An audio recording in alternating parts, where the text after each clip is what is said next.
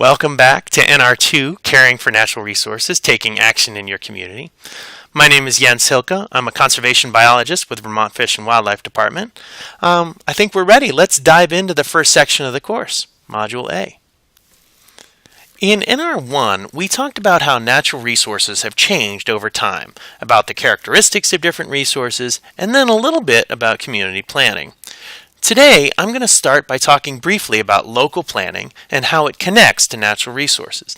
Then, I'll talk about mapping tools and data to help you identify what natural resources are present in your community. Let's start by talking a little bit about planning. First, let's start with this. Why do we plan? And what does planning in Vermont involve? To recap from NR1, planning is a process where a town establishes its vision, what it wants the future to look like. The town plan includes policies and actions that will advance that vision. The policies and actions are the basis for local action, including bylaws and other actions like studies, inventory, zoning, etc. In fact, zoning needs to conform with the town plan's policies. So how does this connect to natural resources? Well, town plans are required to include a section on natural resources. Local planning for natural resources happens in a much larger context. The state of Vermont has long-standing planning goals that seek to protect and restore natural resources, from working lands to water quality. It provides a framework for what the state values when it comes to its lands and communities. This means that communities are not being asked to do this planning in isolation. There's a bigger vision that's supposed to guide the state. Planning can help a community make decisions about a range of topics, like what to spend limited town funds are and how to keep a place healthy, safe, and appealing. Town plans are comprehensive in order to figure out the balance that makes for a strong community. Through the planning process, a town can also make decisions about how to balance private property rights with other things that are important to the community, and even to the surrounding communities and land. Striking this balance is the work of the Planning Commission, and it does take some work. The policies and other decisions that come from planning will ultimately inform what actions you'll take to protect and restore natural resources. To go back to an idea from NR1, planning is part of building community capital, fitting all of these factors together for a successful community. The planning process, including ongoing communication and participation, which we'll talk about later, are part of building that capital.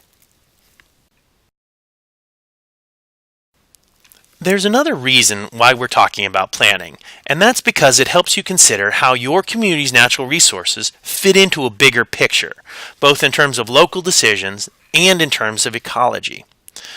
So, local decisions matter because the cumulative impacts of change will impact resources beyond the parcels and the towns where the change happens. So, look at this slide. One house on one parcel may not impact the town. A few houses in the woods might impact the town. Maybe it washes out the road downhill, but probably not the next town. But over time, a whole pattern of clearing for development, roads, and power lines in the woods could hurt wildlife corridors, or it could make flooding worse downstream, since water would move off the hills faster. So, planning is also important because many resources, like watersheds, forests, and wildlife connectivity corridors, require regional coordination to remain healthy over the long term. Understanding how local resources fit into the regional picture is an important first step toward cooperation across borders. So as you're considering how to take action, I want to share a few additional whys, why you should take action. Healthy natural resources can contribute to a town's environmental well-being, but also its economy and its sense of place. Here are a few examples. Harvest and manufacturing of forest products accounts for $1.4 billion annually, and forest product manufacturing accounts for about 8% of the state's manufacturing. Annual spending on tourism is $1.4 billion. One-third of that is foliage tourism. And annually, people spend about $704 million on fish and wildlife recreation. And don't underestimate rural character, and keeping Vermont special for future generations. For many people, these sorts of intangible values are just as important as economic and environmental values. Here are some more reasons to take action. Ecosystem resilience. Keeping natural resources healthy helps us all deal with climate and other changes more successfully. For example, in NR1, you learned about how keeping habitat blocks and wildlife corridors connected and available for use is a strategy for ecosystem-wide resilience. Wildlife adapt by moving, so an important way to support them is to have interconnected land that animals can use to meet their day-to-day needs. The more connected lands and waters we give them, the better. Avoided costs. Keeping natural resources intact may also help save money. That's the value of avoided costs. For example, when healthy forests help absorb rainwater and lessen the impact of floods, or when larger culverts allow floodwater to pass without damaging the roads as much, we've avoided infrastructure costs that we would otherwise have had to pay. Another type of avoided cost is health costs. Fewer floods means that people are safer, and more trees help absorb heat and improve air quality. Here's an example of how the town of Bennington helped prevent floods, which saved money and protected businesses. Alright, so first, about the community. Bennington is a town in southern Vermont with a population of about 15,700. It's the 6th largest municipality in the state and has the largest population in southern Vermont. What they did. The town wanted to ensure that its downtown would be safe and economically viable. This was a concern because over time, Bennington experienced frequent floods costing millions in damage and reconstruction costs. They determined that traditional methods to control the river, like building berms and straightening the river channel, weren't working. So how did they do this? Well, the project was led by town officials, who started with a public process with the help of a consultant. There was an agreement among this group that this was important to work on, and that's a huge first step. Then, the town identified areas of economic activity that could be impacted by a flood and analyzed those flood risks. They looked at changes that could reduce or eliminate risks to these key areas, especially ways to slow the river down during floods. They adopted zoning that prohibited new buildings in the flood zone, then worked to restore the floodplain, which gave the river space to slow down during the floods. So what did all this accomplish? Well, by prohibiting development in the floodplain, Bennington was able to access increased funding for the floodplain restoration work. Tropical Storm Irene hit Vermont after these efforts had been completed. Bennington's floodplain restoration efforts slowed down the Roaring Branch's water enough that Bennington's Park Street Bridge and downtown were saved from flood damage. The project cost about $725,000, but the town of Bennington estimated that they avoided $93 million in costs from damage because of this, and that includes about $62.4 million in potential private property damage, $28.3 million in bridges, $420,000 in water and sewer infrastructure tied to the bridges, and $1.6 million for road paving, just to name a few. So here are a few takeaways from the project that might help if you're considering something similar. Upfront investment can save money later. Starting with a public process and discussing co-benefits like safety, economic development, and saving money really helps build support.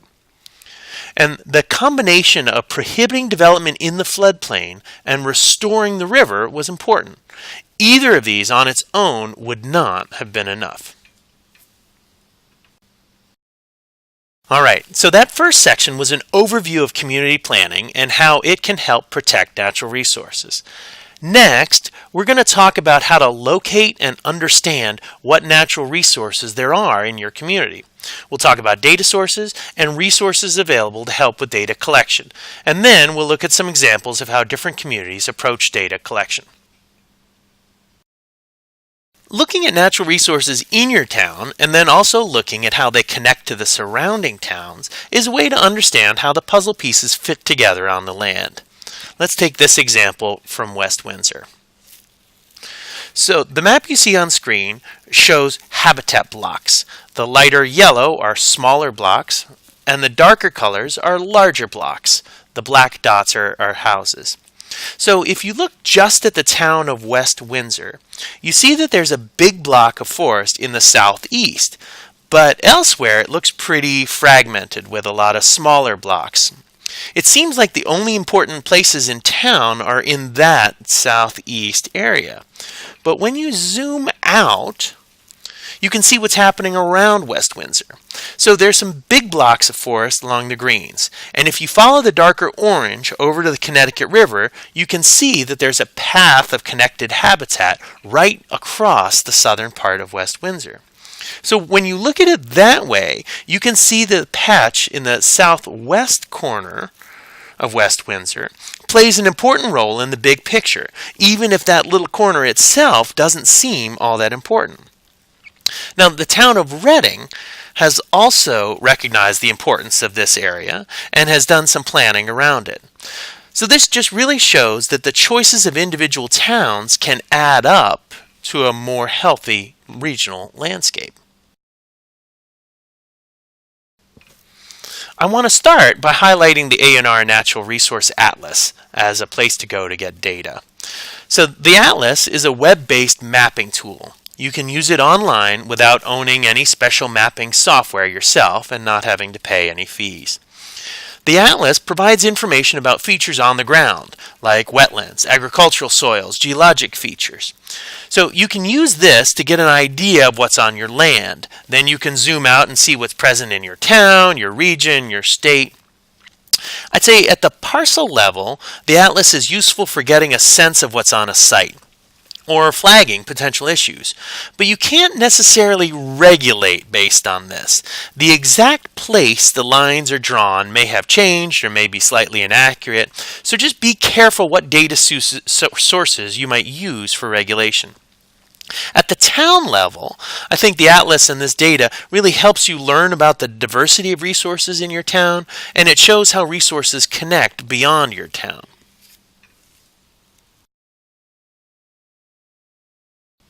Another tool that you might use is BioFinder.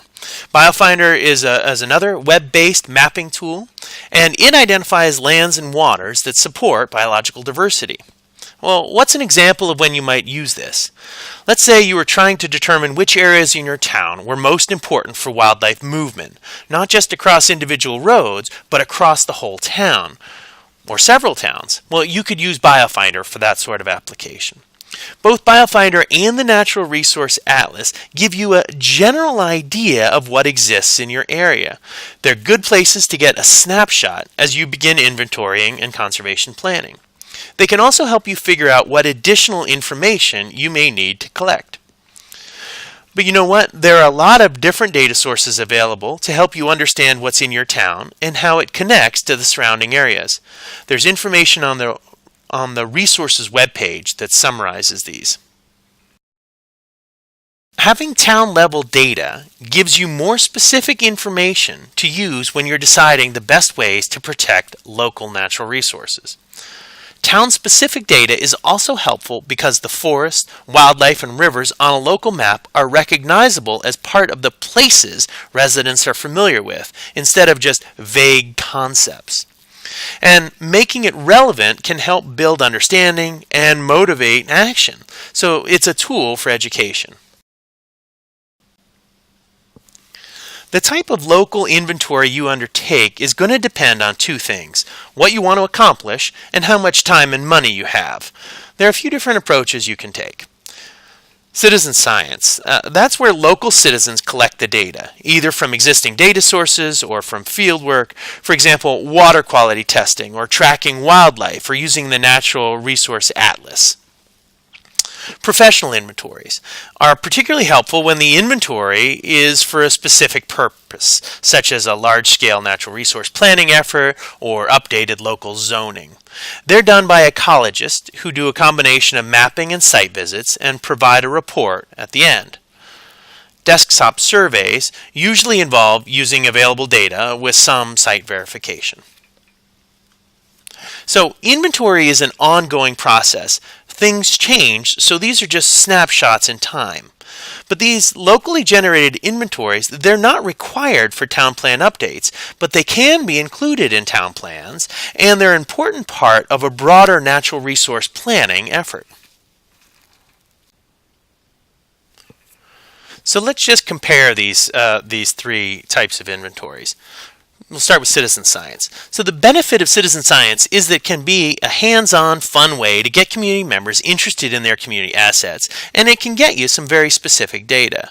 A downside is that the data quality can vary, and it can be challenging to cover a whole town systematically. It can take a long time, sometimes several field seasons, before you get enough data to be sure that it's high quality. And it can be hard to know exactly what it all means. Even if community members can collect the data, it can still be helpful to have a professional to help interpret it, though the meaning of that data might be clearer since the people in the town helped create it. The benefit of professional inventories is that you get detailed information. Sometimes that includes what's on private land, with the landowner's permission, of course. But a downside can be the cost, and that it may be written in a scientific language that doesn't always connect the dots between what you have in your town and what you should do about it. It's important to understand gaps in information. We mentioned before that an inventory is an ongoing process. Things change, so inventories are a snapshot in time. This is one reason that even when you have a local inventory, it's typically not enough information to figure out, for example, where exactly on a parcel you should and shouldn't build a particular house. So when it comes to reviewing how development could impact natural resources on a particular parcel, it's usually necessary to do a site visit to confirm what's exactly there. But the inventory could provide a heads up beforehand of what might be there. So let me just give you 3 examples of what different communities did for inventory. In Salisbury, there was a multi-season citizen science effort led by the Conservation Commission to do wildlife roadside tracking across the town. This resulted in a map of the town on where wildlife was crossing, updates to the website, workshops, videos. It was a very hands-on citizen science approach. In the town of Burke, the Fish and Wildlife Department and the Regional Planning Commission did a desktop survey. So they used existing data sources on online mapping software to figure out what was going on. They were concerned about ski area growth, they wanted to protect wildlife and views, and so they used this desktop survey to create a natural resource overlay district, use it as a zoning tool. In Plainfield, the Conservation and Planning Commissions got together and hired a professional ecologist to do a formal field inventory. This resulted in a natural community map for the whole town and a current conditions map, and that Plainfield ecological inventory is leading towards some changes in zoning. So you can see how these different approaches might play out in different places depending upon what the town is trying to accomplish. Deciding what you need, choosing a type of survey, and then collecting data is just the first step of inventorying. After you have the information, it needs to be interpreted and prioritized, and you need to figure out how to integrate it into your planning, your projects, or your regulations. So interpretation of data means figuring out what it means that you have a wildlife crossing here or a class 2 wetland there. It's not just that it's there, but how it connects to other things. Prioritizing is important because it's the way you decide what resources need management or planning attention. We'll talk about prioritizing a lot more in Module C. A natural resource professional can help you with this. And just as important is integrating this information into your local planning. For example, using it to prioritize areas in town for conservation or education or regulation. Good data can support the development and application of regulations. There's information on the resources webpage with some of the groups who can help you, such as regional planning commissions and the Agency of Natural Resources. Okay, so let's recap the big take-home messages from this section. Number 1, planning helps communities shape their futures and figure out how the community balances competing priorities. Most land use decisions are made locally, so there's a real chance to contribute to a healthier regional landscape. Number 2, having details about your local resources makes it easier to choose actions that are a good fit for the resource and for your community. And there are people who can help you with this. And lastly, the process of taking stock can be a way to build understanding in your community about what local resources exist and why they matter.